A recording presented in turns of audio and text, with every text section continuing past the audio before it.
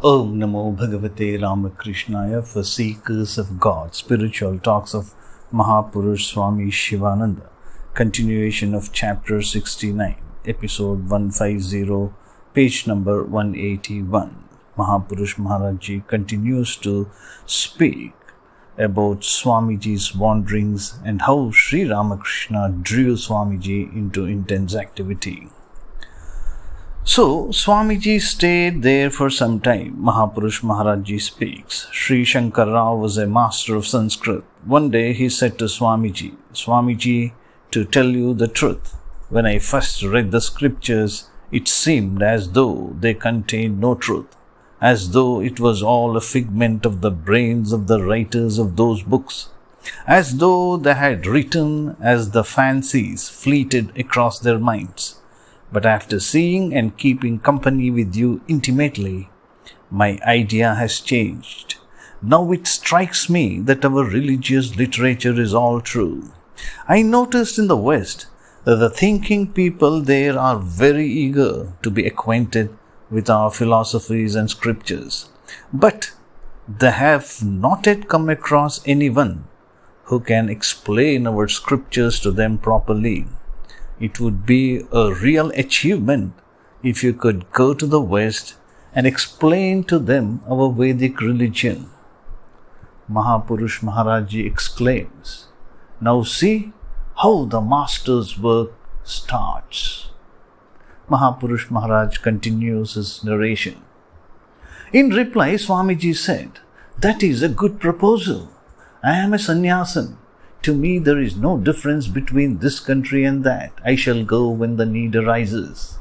Sri Shankar Rao added, if one wants to mix with the elite there, one has to learn the French language. Please learn it. I shall help you. And so Swamiji learned that language, French language, well enough. I was then at the Alam Bazar Mutt.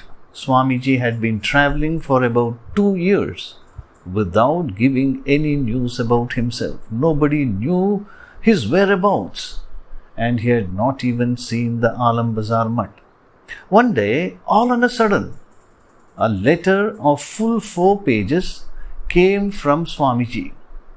None of us could make out in what language it was written. Shashi Maharaj, Swami Ramakrishna and Sarada Prasanna, Swami Trigunatitananda, had a smattering of French. After a close examination, they said, it seems to be a letter from Narrator, Swami Vivekananda, written in French. Then we had to run with that letter to Aghor Chatterjee in Calcutta.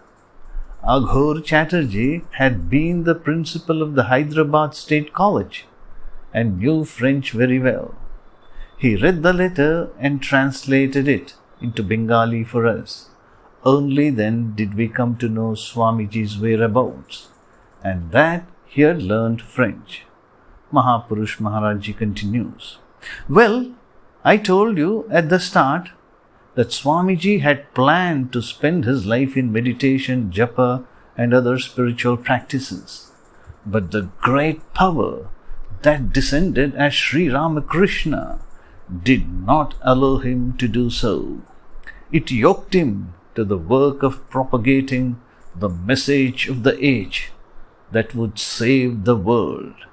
The master yogin that Swamiji was, he could easily have spent his days in samadhi, total absorption in God, if he had only wanted to do so. But the master Sri Ramakrishna drew him into the midst of intense activity. Sri Ramakrishna has engaged all of you as well to give shape to his message. Blessed are the men whom Sri Ramakrishna has chosen. To be continued. Om Shanti Shanti Shanti. Harihi Om Tat Sat. Sri Ramakrishna Arpanamastu.